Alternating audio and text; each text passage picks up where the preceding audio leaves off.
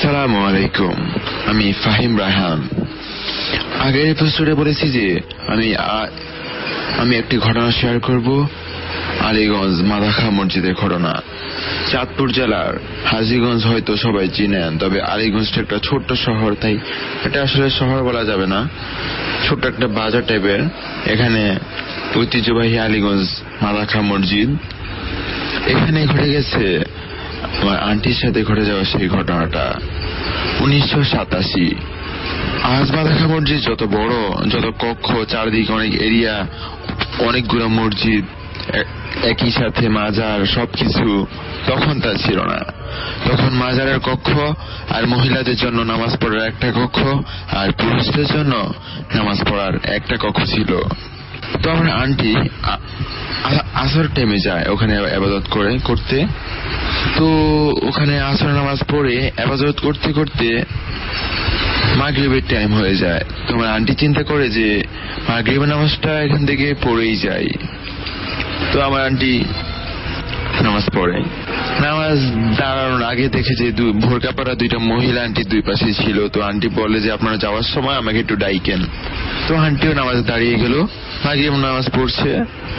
তখন যে 3 রাকাত পড়ার পরে যখন প্রথম সালাম ফিরবে, একবার সালাম ফিরে দ্বিতীয় সালাম ফেরার পর দেখে যে মসজিদে যে লাশ রাখা কিছু খাট মসজিদের সাইডে অনেক সময় রাখা হয়, তো ওখানেও রাখা ছিল 2টা খাট, একটার উপরে আরেকটা। আন্টি দেখতেছে যে নিচের খাটে একটা লাশ আর উপরের খাটে একটা লাশ, কাফনের কাপড় দিয়ে মোড়ানো, একদম উপরেও একটা নিচেও একটা। আর আন্টি কি বলবে, চারদিকে তাকিয়ে দেখে যে মহিলারা নাই। ওই মহিলারা যাওয়ার সময় যে একটা অনুভূতি হয় আন্টির, মানে ওই মহিলারা তখন আন্টির সাথে আসলে আগেও বেশি কথা বলেনি। ওই মহিলারা কোন সময় গেল একটা অনুভব যে যাচ্ছে, এরকম কিছু না। আর আন্টিও তো বলেছিল যে যাওয়ার সময় তাকে ডাকতে, কোনো কথা নেই, তারা হঠাৎ মনে হয় উধাও হয়ে গেছে।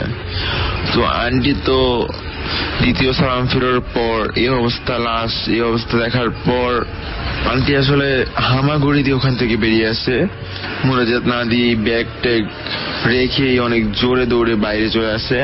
মানে কি অবস্থা তখন আসলে বলা যাবে না। তো বাইরে গিয়ে আমার আন্টি একটু ঔষধের দোকানে যায়। তো গিয়ে যে বলে যে আপনারা কি লাস্ট রিঅ্যাকশন জানাতে হবে কবে, এই আন্টি বলতেছে। সবাই তো হাসছে, সবাই তো এটাকে নেই করছে, যেহেতু আন্টি অনেকবার বলেছে। তো একজন একটু বললো যে আচ্ছা আমরা একটু দেখে আসি। তো তারাও গেল, গিয়ে দেখলো যে আন্টি দেখলো যে এই যে কই, এখানে তো কিছু নেই, আপনি কি দেখছেন? আন্টি তো পুরা মনে হয় আকাশ ভেঙে পড়বে। মানে আন্টি এমন অবস্থা, একটু আগে দেখলো এখন নাই। এটা দেখে তো আন্টি পুরো ভয় পেয়ে যায় এবং বাড়িতে কিভাবে যাবে। আন্টি তাড়াতাড়ি সিএনজিতে উঠে, এবং ওই দিক দিয়ে একটা রাস্তা, ওখান দিয়ে হেঁটে যাওয়া লাগে। তো আন্টি অনেক মানে ইয়াতে যায়, বাজারে যায়। তো বাজারে যাওয়ার পর আন্টি অনেক কষ্টে রিক্সা খোঁজ করে, যত টাকা লাগে দিব, তুমি আমাকে মানে বাড়িতে নিয়ে যাও। তো রিক্সাওয়ালা আন্টিকে বাড়িতে নিয়ে গেল। আন্টি এরকম 7 দিন মানে জ্বর ছিল, জ্বর। আর আন্টি শুধু চোখের সামনে 7 দিনে কল্পনা করতো যে ওই লাশ, ওই খাট, এই অবস্থা। 7 দিন পর যখন একটু সুস্থ হয়ে ওঠে, তখন আবার মাদাখা মসজিদের হুজুরের কাছে যায়। হুজুর বলে যে প্রায় এটা অনেকই দেখে, এটা কারণটা হুজুর কোনো সময় বলতেই চায় না। অনেক জিজ্ঞাসা করে, বলে যে আপনি এত কথা বলবেন না, এটা সবাই দেখে, যারা নতুন দেখে তাদের এমন হয় আপনার মতো আর কি, এটাই বলে। তো এই ছিল ঘটনা। আশা করি একটু ভয়ের তো কম হলেও এটা আসলে একটু অন্যরকম ব্যাপার ছিল, যে লাশ কি ছিল আর ওই 2 মহিলাও এবার কে ছিল।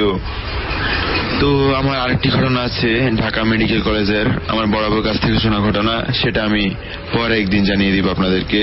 ধন্যবাদ, সাথেই থাকবেন। আসসালামু আলাইকুম। আমি ফাহিম রায়হান।